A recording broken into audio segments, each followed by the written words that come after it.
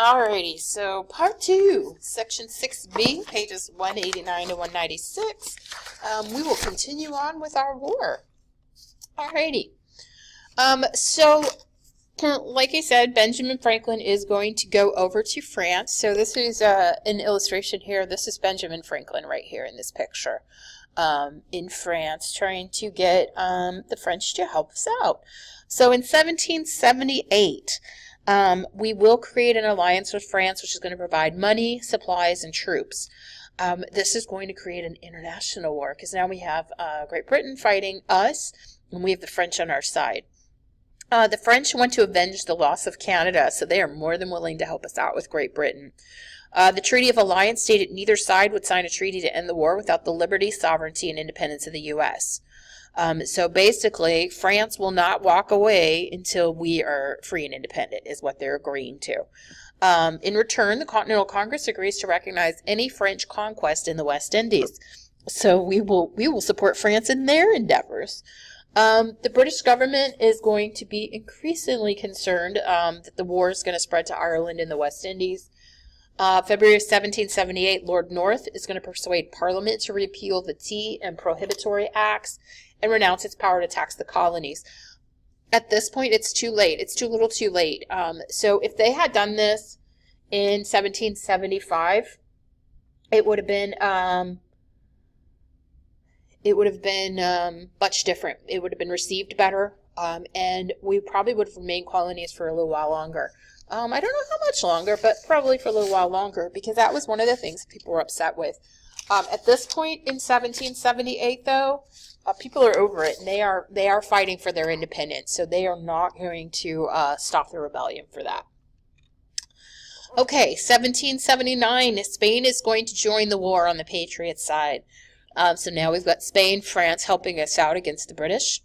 The British government's going to revise its strategy to defend their colonies in the West Indies. Sir Henry Clinton, he's going to launch a seaborne attack against Savannah, Georgia. And he hopes to continue onward to South Carolina. So he'll go into Georgia, and he'll hope that he will continue to be able to march into South Carolina. You have the Triangular War. So you have a lot of slaves in the South that are going to make the revolution a triangular war. What does that mean? Well, basically, Britain is going to actively recruit slaves to its cause with the Philipsburg Proclamation. It declares that any slave who deserts a rebel master would receive protection, freedom, and land from Great Britain. Now, that sounds great, but they can only deliver on it if they win. Some 30,000 African slaves took refuge behind British lines.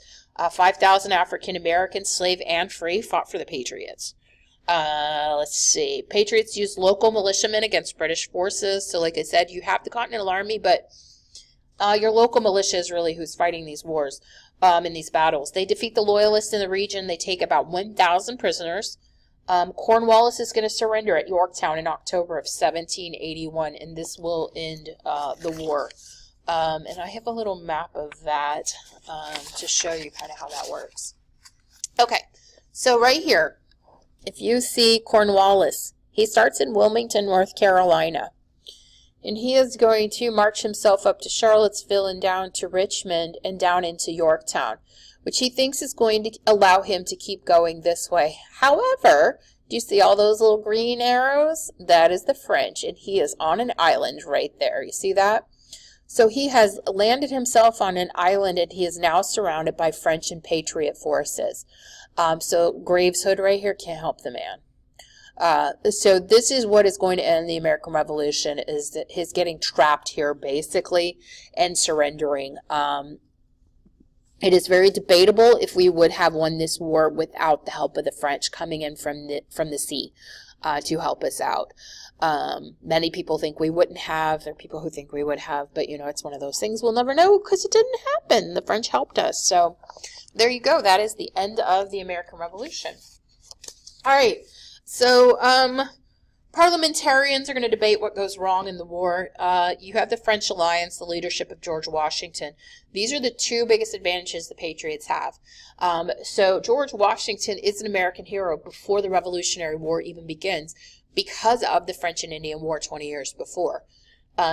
he has kept up his name in Virginia as a statesman there, where he lives.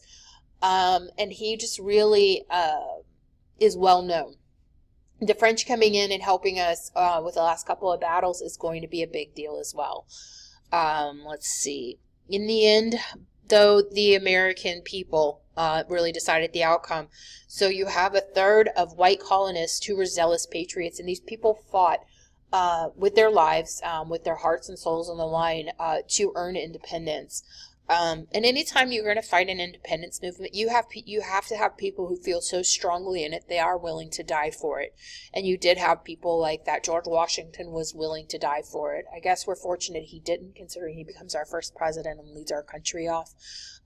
But that is what you have to have. You are never going to win a revolution if you don't have people who are willing to put their lives on the line for it. The currency tax is paid by ordinary citizens, which is basically a few pennies on each dollar, but millions of dollars. It ends up being millions of dollars. Is going to finance the American military victory. So just basically having some money in there, the French helping us out. These are all things that are going to contribute. Plus, at this point, it's basically a foreign country coming into people in their homeland and not being as familiar with the landscape as the natives. And that's essentially what goes on here. And having similar types of technology. So, I mean, you couldn't have had that with Native Americans, but, because they just didn't have the same kind of technology. All right, this is General Washington here in 1780. This is a portrait of him when he is the commander of the Continental Army in 1780. You've got his slave back there, William Lee, and that's one of Washington's horses. Washington and Lee are outside of a tent on a riverbank. You've got on the ground are British orders and proclamations, but you can see he is holding the Declaration of Independence. So, I mean, Washington is portrayed as the historic figure he has become known as. And this is done by a French artist, interestingly enough. Okay, Treaty of Paris. So, this is the Treaty of Paris, 1783. So, we are on Treaty of Paris number 2. All right. It does take 2 years of negotiating. Like I said, the last battle was in 1781. The French and the Spanish are still hoping to gain land and territory in the West Indies. We're to sign the treaty in September of 1783, and it is a formal recognition of American independence. British negotiators do not insist on separate land for Native Americans who aided the British. So they promised Native Americans that they would get them land, but they don't insist on it, and it doesn't get done. Fishing rights off of Newfoundland and Nova Scotia for Americans are also granted by the Paris Treaty, so we can go fishing up north where the British have land and territory. We are guaranteed freedom to navigate the Mississippi River to American citizens basically forever. In return, Americans are encouraged states to return confiscated property to loyalists and grant them citizenship. Citizenship of the new United States. All right, so people who were loyal to the British government, they're telling the states basically, you know, let it be. Make them American citizens if they want to be.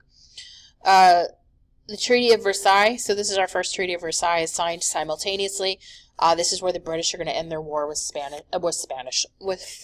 and France.